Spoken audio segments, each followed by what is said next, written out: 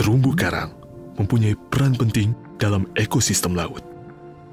Di dalam dan di sekitar terumbu karang, hidup beraneka ragam biota yang umumnya merupakan hewan avertebrata dan merupakan rumah bagi ikan-ikan kecil.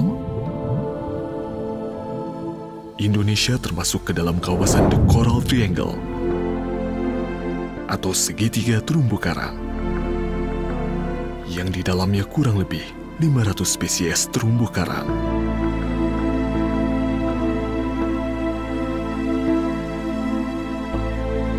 Tetapi, terumbu karang yang harusnya kita lestarikan mengalami ancaman kerusakan.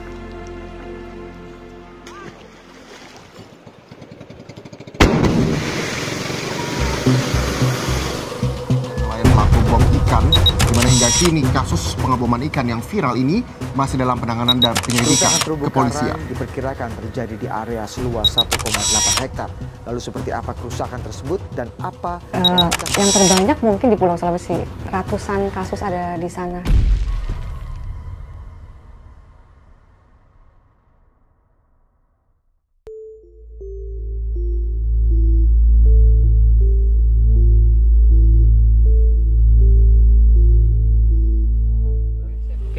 Aman semua? Frame? Oke, siapa? Kelihatan mukanya itu? Nggak kelihatan. Oke. Mulai melakukan pengeboman itu sekitar tahun 98 kayaknya. Dulu kan awal-awal saya melaut itu cari teripang dulu, Pak. Menyelam teripang sampai akhirnya teripang dulu itu makin susah karena kita menyelamnya ke dalaman yang dalam. Jadi sampai menyebar pengeboman, kita beralih ke situ pengeboman.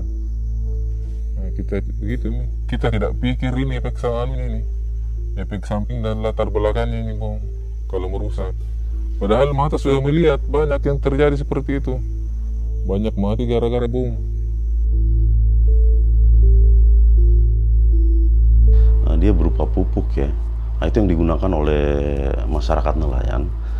Karena untuk mencari ikan secara praktis, mereka menggunakan bahan peledak itu. Itu nama jenis bahannya adalah amonium nitrat.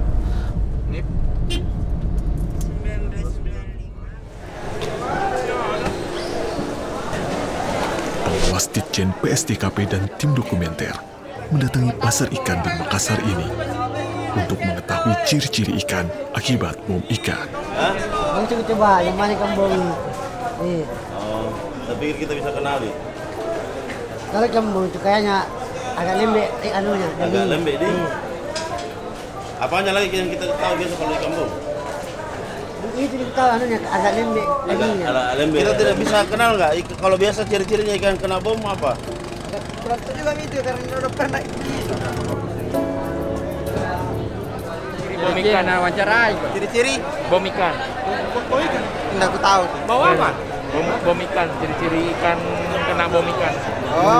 Jadi lembek. Yang kayak bom. Lembek. Lembek daging. Tidak ada ikan kita sendiri kan? Tidak, bukan itu. Tidak, agak lembek itu kalau.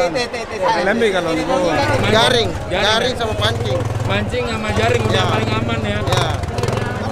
Kita itu misal ada yang tanya, kita juga sembunyikan bahwa ini hasil tangkapan bom. Karena kita takut ketahuan sama polisi.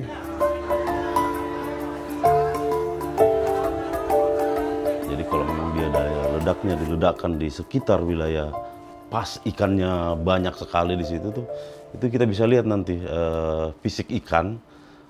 Ikan tersebut itu bisa kita pegang dari ekor. Dia berbentuk agak cengkuk melengkung ya badannya, itu salah satu sih. Kalau dia dibedah itu bisa kelihatan nanti tulang-tulangnya. Dia ada remuk, kemudian darah, itu pembuluh darahnya juga ini pecah, kemudian sama dengan perutnya juga sudah hancur itu. Iya, biasa kan kalau kita sudah sampai di pelelangan terus ada pembeli turun di kapal. Nah, kita jual di situ biasa dijual per peta, per peti, 1 peti. Biasa orang menawar 1 peti. Terkadang setengah peti, begitu. Terkadang juga 1 ton isinya peti, besar petinya.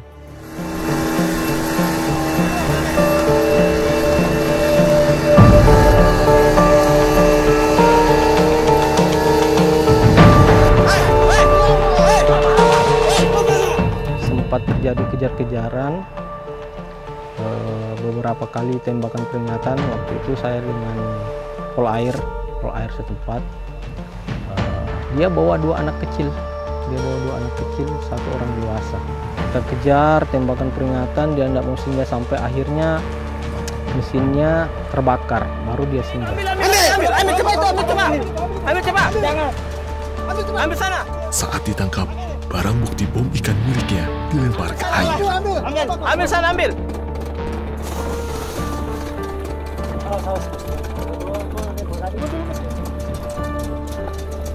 Dia sempat buang ke air. Dia buang ke air, terus kita suruh ambil kembali. Kenapa kau? Kenapa kau buka tutupnya? Apa kan kebuka? Wah, kurang ajar. Ambil cari, cepat cari. Cuma di air dia buka semuanya di bawah isinya. Jadi dia cuma bawa naik botolnya. Pengalaman Ahmad Kaisar selaku dari Satwas PSDKP Makassar menangkap pelaku bom ikan yang terjadi di daerah Sulawesi. Mereka selalu melibatkan anak kecil. Jadi anak-anaknya dibawa 2 orang, 3 orang, itu selalu dia libatkan dalam kegiatan bius ikan maupun bom ikan. Itu untuk membantu dia di atas kapal sekaligus mengajarkan bagaimana cara ngebius sama ngebom ikan. Siapa itu? Punya siapa itu? Siapa yang punya? Biasanya yang ditangkap oleh nelayan pengebom itu adalah ikan-ikan yang hidupnya di karang. Nah, jadi selain ikannya mati, ikannya habis, juga rumah ikannya, terumbu karangnya yang tempat dia hidup juga hancur.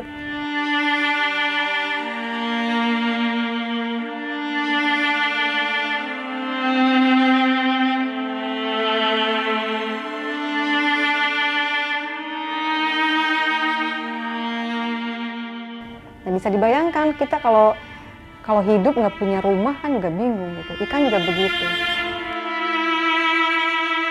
Sorotan lain, saudara, seorang nelayan dari Pulau Batoa, Pulau Polewali Mandar, Sulawesi Barat, terluka akibat ledakan. Diduga nelayan ini sedang merakit sebuah bom ikan dan meledak di tangannya.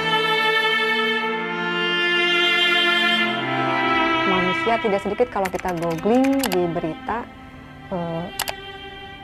manusia atau nelayan tewas karena bom ikan itu nggak sedikit. Ya, kami udah survei ketemu banyak orang di Sulawesi sana, Sulawesi Tenggara. Jadi kita ketemu nelayan tangannya udah pada berkurang gitu, jarinya nggak 5 lagi tapi ada tinggal 2 atau bahkan habis tangannya, lengannya setengahnya habis gitu. Sebaiknya masyarakat tidak menggunakan itu karena undang-undang pun sudah melarangnya kan. Undang-Undang 31 itu melarang keras masyarakat menggunakan cara-cara yang merusak dan ada sanksi pidana dan sanksi dendanya. Ibu, izin boleh tempel stiker? Iya. Terima kasih. Nah, Ibu di sini nanti kita kasih di sini ya. Oke, Ibu, kami izin untuk memasang stiker untuk mengingatkan masyarakat sini dilarang penangkapan ikan dengan menggunakan bom, Bu ya. Iya.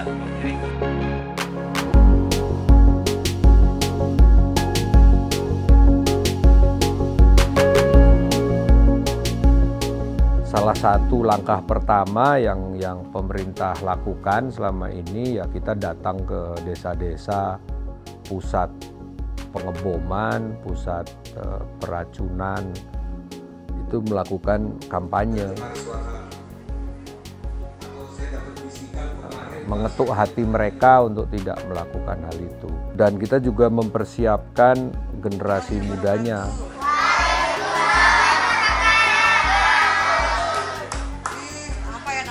Jadi kita juga lakukan kampanye ke anak-anak sekolah, bahkan anak-anak SD, supaya nanti pada saat dia dewasa mereka tidak melakukan hal itu. Nah, yang kedua, untuk mengurangi tindakan itu ya kami melakukan patroli yang cukup sering gitu supaya orang yang tadinya niat ngebom bisa membatalkan tindakannya. Upaya pemberantasan pengeboman ikan terus dilakukan untuk menjaga kelestarian sumber daya kelautan dan perikanan. Selain melalui upaya pengawasan dan penyadartahuan masyarakat, Kementerian Kelautan dan Perikanan juga mengajak masyarakat untuk terlibat dalam rehabilitasi terumbu karang. Salah satunya yang dilakukan di sebuah pulau di Sulawesi Selatan bernama Kapoposang.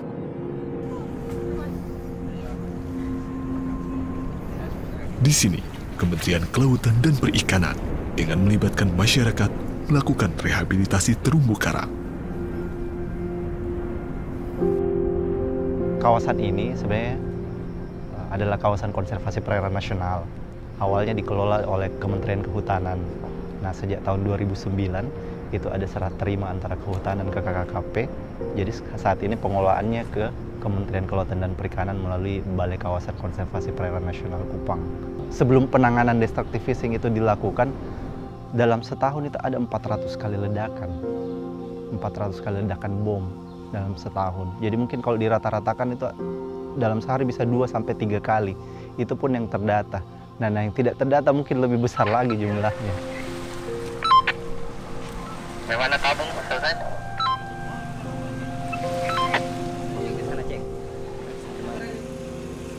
Penyadaran pemerintah perlahan membuahkan hasil.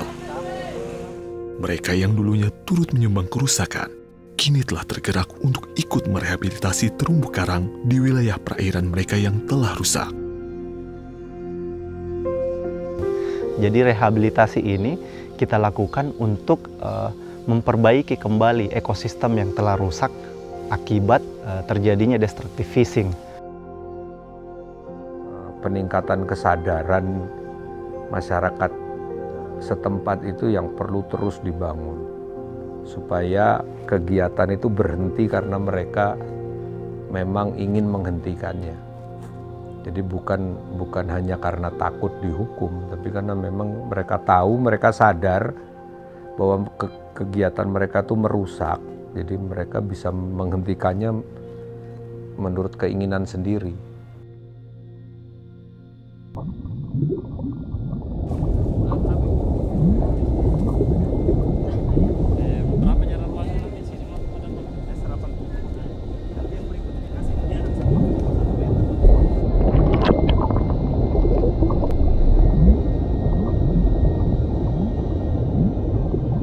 Ternyata itu membong itu merusak, sementara kan agama melarang itu merusak. Jadi di situ penyesalannya, karena kita juga berhubungan dengan kepolisian, karena bertentangan dengan itu pemerintah.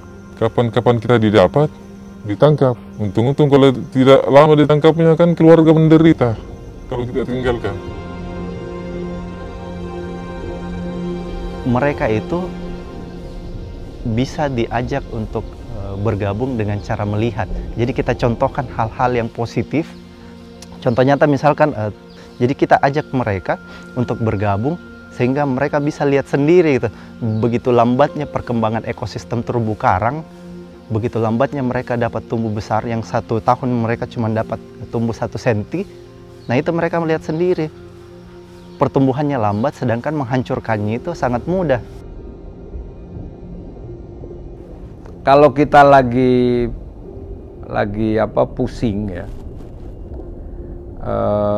lagi galau gitu, itu biasanya pilihannya kalau nggak lari ke gunung ya lari ke laut, melihat pemandangan yang indah. Masa kita mau ke depan nanti kita nggak bisa melihat laut yang indah? Kita tidak mau Indonesia nanti 20-30 tahun lagi nggak bisa lihat ikan di laut karena rumahnya sudah hancur dibom oleh kita semua.